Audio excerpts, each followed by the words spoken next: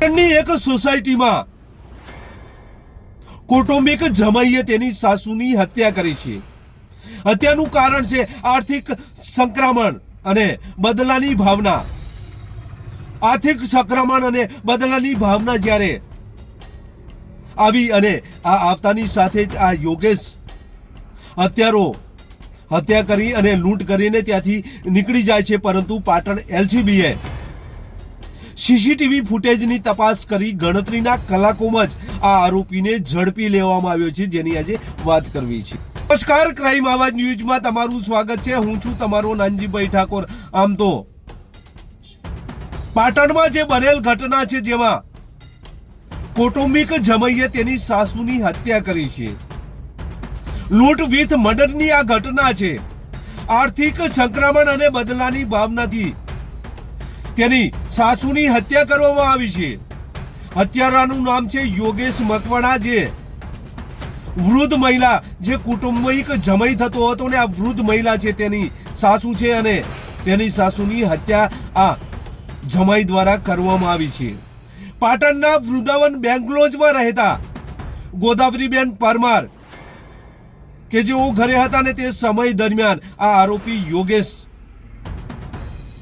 આ મહિલાના ઘરે આવે છે અને ઘરમાં પડેલ 5 લાખ રૂપિયા અને તેમના ગળામાંથી જે ચેન હોય છે તે લૂંટી અને ફરાર થાય છે। આ યોગેશને એવું હતું કે મારી કોઈને ખબર નહીં પડે, પરંતુ પાટણ એલસીબી દ્વારા ગણતરીના કલાકોમાં જ આ યોગેશને ઝડપી લેવામાં આવ્યો છે। પાટણના વૃંદાવન બેંગ્લોર સોસાયટીમાં રહેતા ગોદાવરીબેન કે જેઓ ઘરે હતા તે સમય દરમિયાન આ યોગેશ તેમનો કૌટુંબિક જમાઈ થાય છે, આ આવે છે અને ત્યારબાદ ગળામાં રહેલી ચેન અને ઘરમાં પડેલા દાગીના લઈને ત્યાંથી આ હત્યા કરી અને ફરાર થાય છે। આ હત્યારાની શોધખોળ પોલીસે કરતા ગણતરીના કલાકોમાં જ એલસીબી દ્વારા તેને ઝડપી લેવામાં આવ્યો છે। સીસીટીવી ફૂટેજની તપાસ કરતા આ હત્યારો કૌટુંબિક જમાઈ હોય તેવું સામે આવ્યું છે। તો આ બાબતે ડીવાયએસપી શું કહી રહ્યા છે તેમને સાંભળીએ, ત્યારબાદ વધુ ચર્ચા કરીએ। આ સમગ્ર ગુનામાં હકીકત એવી છે કે ગઈ તારીખ 6 જૂનના રોજ પાટણ સંખાડી રોડ ઉપર આવેલ વૃંદાવન બંગલોઝમાં વયોવૃદ્ધ ગોદાવરીબેન ગોવિંદભાઈ પરમાર મૃત હાલતમાં મળી આવેલ। સૌપ્રથમ આ ઘટનાના કામે Patan city B division police station ખાતે અકસ્માત મોત રજીસ્ટર કરી અને ગુનાની તપાસ ચાલુ કરવામાં આવેલ। પ્રથમથી જ મૃત્યુ વિશે શંકા હોય, જેથી પેનલ ડૉક્ટરથી પીએમ કરાવતા આ મરણના જે વૃદ્ધા ગોદાવરીબેન છે તેમનું ગળી દબાવી અને નિર્મમ હત્યા કરવાનું માલુમ પડતા અંતે આમાં Patan city B division police station ખાતે હત્યાનો ગુનો દાખલ કરવામાં આવેલો અને આમાં કોઈ અજાણ્યા ઈસમે વૃદ્ધાની હત્યા કરેલ હોય ને ગુનો અનડિટેક રહેલ હોય।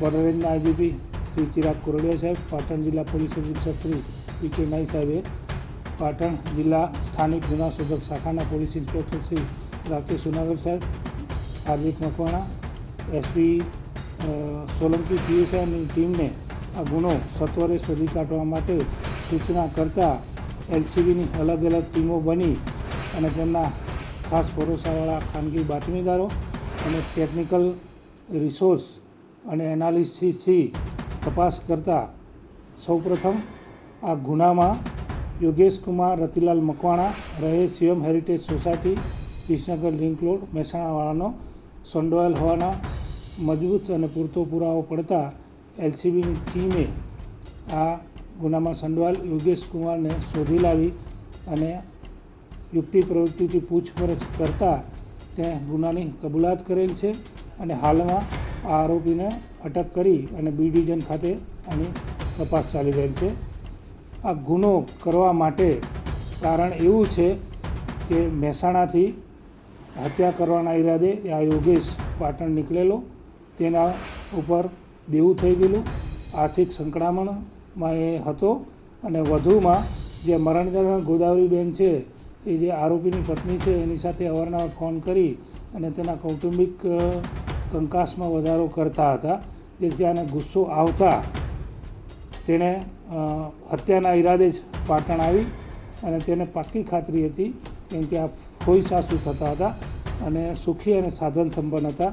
તેમના ઘરેથી રોકડ રકમ અને દાગીના મળી શકે તે ઈરાદે આવી વાતોમાં રાખી ગળું દબાવી વૃદ્ધા ગોદાવરીબેનની હત્યા કરી અને તેમને શરીરે પહેરેલ સોનાના દાગીના અને ઘરમાંથી અન્ય સોનાના દાગીના વગેરેની એણે લૂંટ પણ ચલાવી અને જેમાં એલસીબીની ટીમે રૂપિયા 5 લાખ ઉપરની રકમના સોનાના દાગીના વગેરે રિકવર કરી અને હાલમાં ગુનાની તપાસ ચાલુમાં છે. હાલમાં ગુનાની પ્રાથમિક તબક્કે આ બધી તપાસ ચાલુ છે. અન્ય આરોપી અમારે પકડવાના બાકી છે. એટલે આ ગુનાની તપાસમાં હાલ કહેવું વધુ પડશે કે કોની પાસેથી શું મળ્યું છે, પરંતુ અમે જ્યારે આરોપીને રિમાન્ડરથી રજૂ કરીશું ત્યારબાદ તમામ હકીકતોની આપને વિગતે જાણ કરવામાં આવશે. હાલ જે પ્રમાણે પુરાવો પડેલ છે અને જે પ્રમાણે ટેકનિકલ એવિડન્સ મળેલ છે તેમાં હત્યા કરવામાં માત્ર યોગેશની સંડોવણી બહાર આવેલ છે. યોગેશને ગોદાવરીબેન સાથે કોઈ કૌટુંબિક સંબંધ કેવું છે? યોગેશ છે એ ભત્રીજા જમાઈ થાય છે અને ગોદાવરીબેન છે એમના ફોઈ સાસુ થાય છે. અને મેં કહ્યું એ પ્રમાણે આ ગોદાવરીબેન છે એ યોગેશની પત્ની જે કે ગોદાવરીબેનની જે ભત્રીજી થતી એને અવારનવાર ફોન કરી અને યોગેશના કુટુંબમાં કલેશ થાય એ પ્રમાણે ફોન કરતા રહેતા અને એ પ્રમાણે યોગેશને ગોદાવરીબેન પર ગુસ્સો હતો.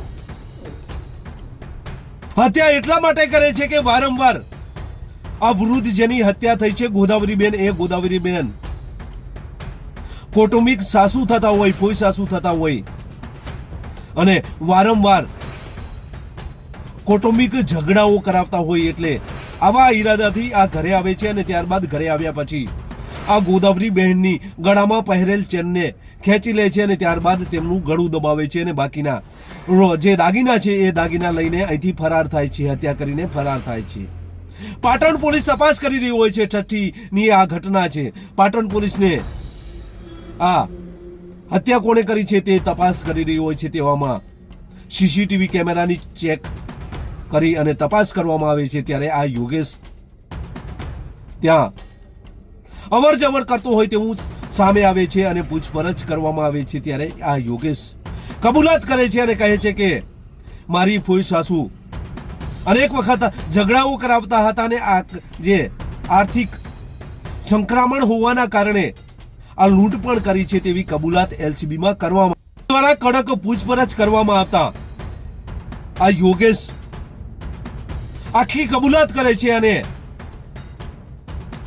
જે વૃદ્ધની હત્યા કરવામાં આવી છે તે વૃદ્ધ તેની ફોઈ સાસુ થાય છે અને વારંવાર એ ઝઘડા કરાવતા હતા કૌટુંબિક એટલે એકલતાનો લાભ લઈને અહીંયા આવે છે અને ત્યારબાદ હત્યા કરે છે અને ગળામાં રહેલી ચેન પણ લઈને અહીંથી ફરાર થાય છે. આમ 5 લાખ રૂપિયાના દાગીના લઈને આ ફરાર થાય તેવું આ પોલીસ સમક્ષ તેણે કબૂલ્યું છે. તો આ હતી પાટણની ઘટના. બસ એ જ. જો તમે અમારી ચેનલમાં નવા છો અને આવા જ લેટેસ્ટ ન્યૂઝ જોવા માંગો છો તો અમારી ચેનલને અત્યારે સબસ્ક્રાઇબ કરો જેથી આવનાર લેટેસ્ટ ન્યૂઝ તમારા સુધી પહોંચી શકે. નમસ્કાર.